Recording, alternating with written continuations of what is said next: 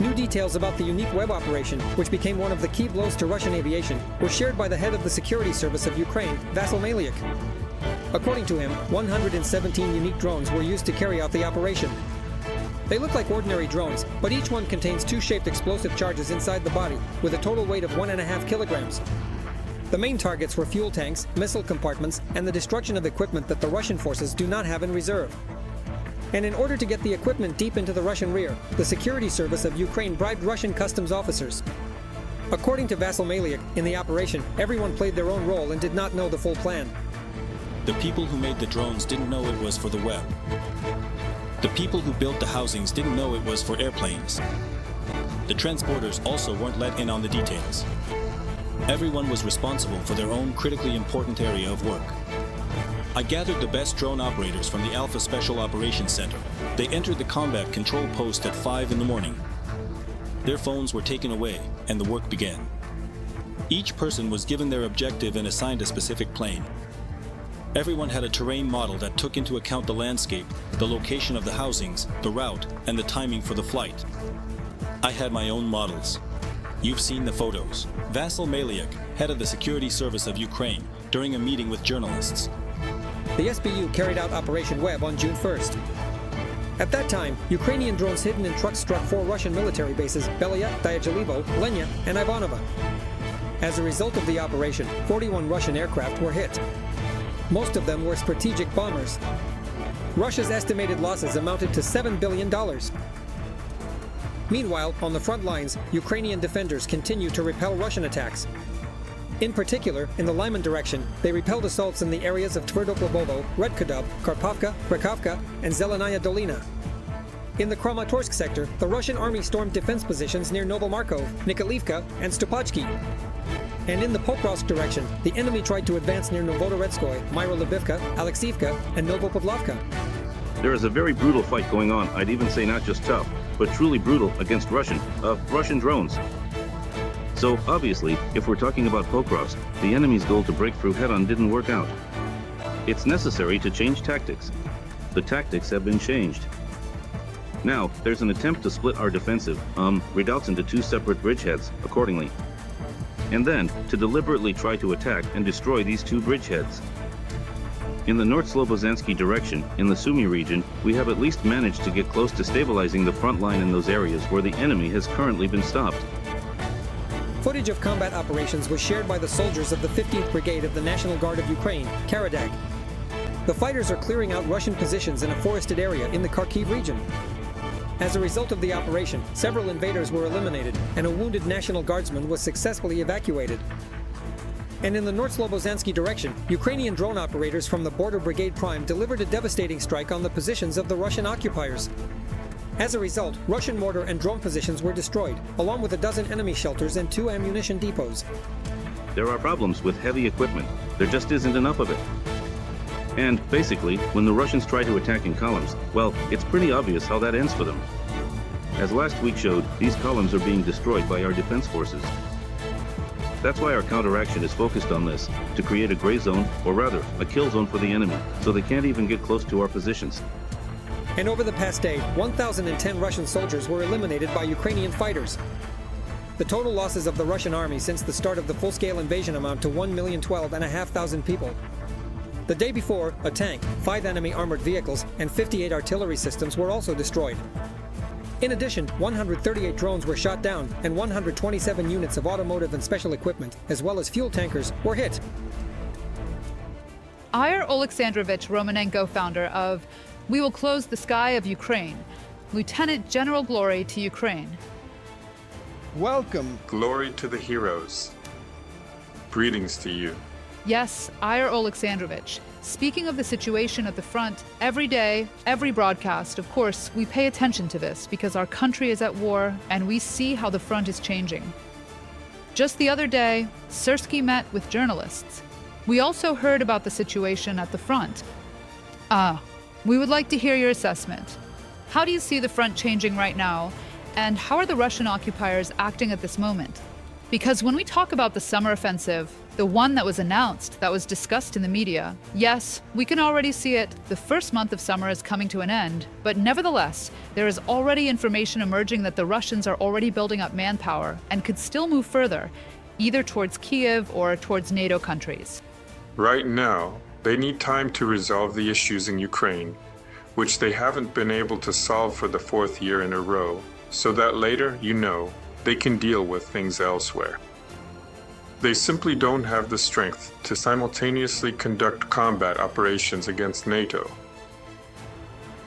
But unfortunately, they are amassing reserves, according to foreign intelligence, up to 13 divisions, preparing for the summer-autumn campaign.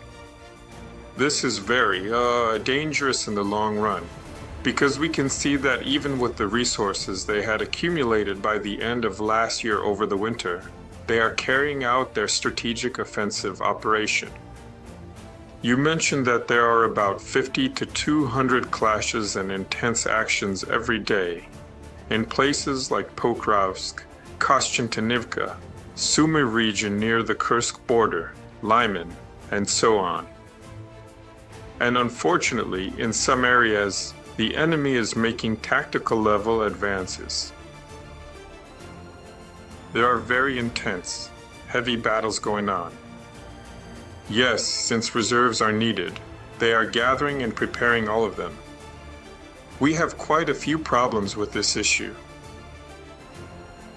Ira Alexandrovich, in the current situation, should we expect that the Russian Federation will announce a large-scale or maybe even a full mobilization? Or is their situation with reserves not yet that bad? What do you think? Nevertheless, they are still actively recruiting foreigners under their banners, and not just citizens of the DPRK. Yes, and the African Corps is being actively used, as well as countries in Asia and Central Asia, let's say, under the pretext that these will be labor reserves. But in the end, these people are sent to the front, and they're willing to go for any money, even to fight. Because they manage to sign contracts each month with either their own citizens or, as you mentioned, foreigners, one way or another, around 60,000 more or less.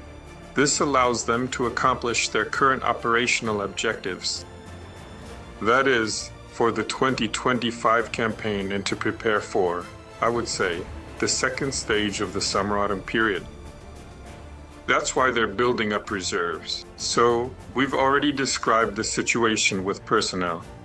They're also trying to gather armored vehicles, although we see that lately. Whenever either side tries to bring armored vehicles into action, they usually end up being destroyed by drones and artillery. That's why the share of modern models among this armored equipment is decreasing. But one way or another, the equipment is being prepared. We can see it, and even here we've used the Pautina 2 railway system. That's about destroying armored vehicles right on the train. There were 12 tanks, and the rest were armored personnel carriers and other vehicles. So, this is equipment that was being prepared and sent to the front, and we managed to destroy it at the stage before it even got there. That's why the enemy can prepare up to this stage, building up reserves. And our task is not just to analyze the situation, but to actively resist.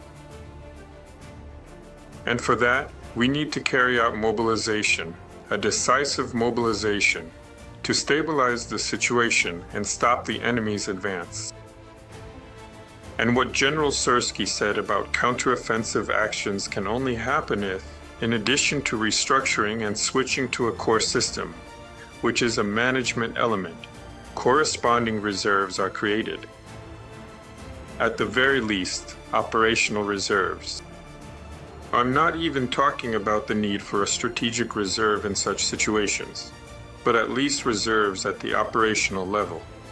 Igor Alexandrovich, I'd like to reminisce a bit more, indulge ourselves with what has already happened, but we're being told, Mr. Yermak in particular is saying, that there's more to come.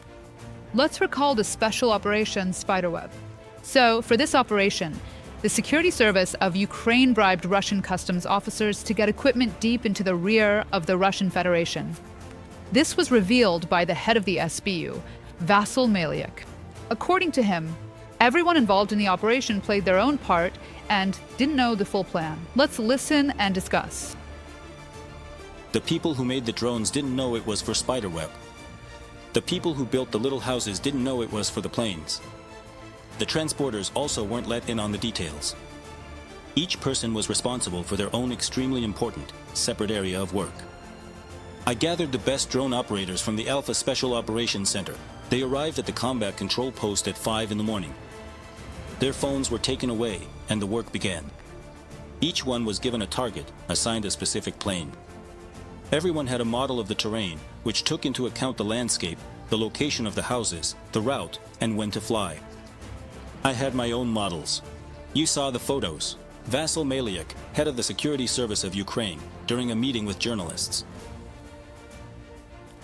Ira Alexandrovich.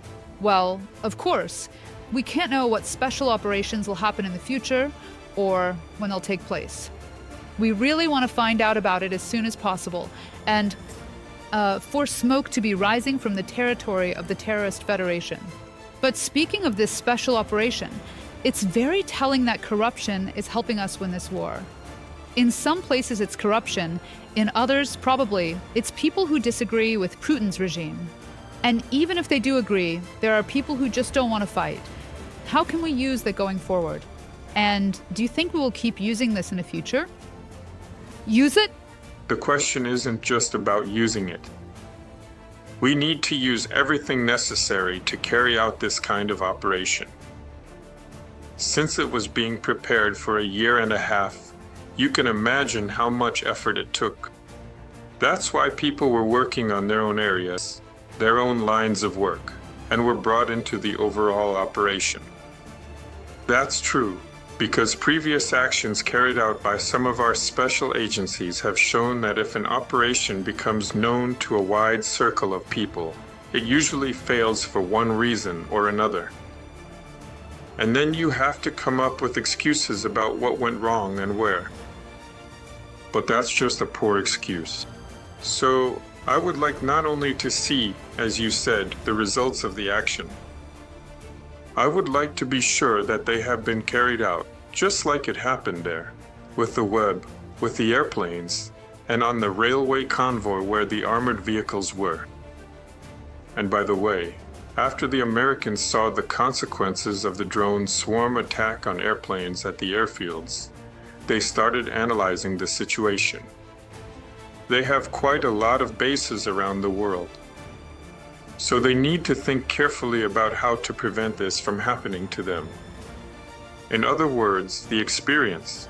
Well, even Trump said, Trump hexed the defense minister, that Ukraine's experience is very important, and to make sure this knowledge is shared with our allies, we need to provide comprehensive support. And we need to increase our potential in terms of weapons, ammunition, the defense forces of Ukraine, and to do our homework when it comes to improving the quality of mobilization, so that we have servicemen who are capable of carrying out all kinds of tasks. Igor Alexandrovich, I'm interested to hear your opinion on the following matter. I'll quote the Minister of Foreign Affairs Sybiga. Putin responds to peace proposals with strikes on civilians. That's why now is the time to use all diplomatic tools to force Russia to negotiate. This was stated by Ukraine's Minister of Foreign Affairs, Andriy Sybiga, who arrived today at the meeting of foreign ministers in Brussels. Let's listen to the quote and discuss it. Another sleepless night and yet another powerful missile strike on Ukrainian civilian targets. This is the real response from the Russian side to all peace efforts, to all peace proposals. Putin is a man who creates wars. That's why now is the time to use all diplomatic tools to force Russia to peace, to make it engage in dialogue. They have no reason to sit down at the negotiating table. So once again, sanctions, isolation, frozen assets. Well, really, sanctions, isolation, frozen assets.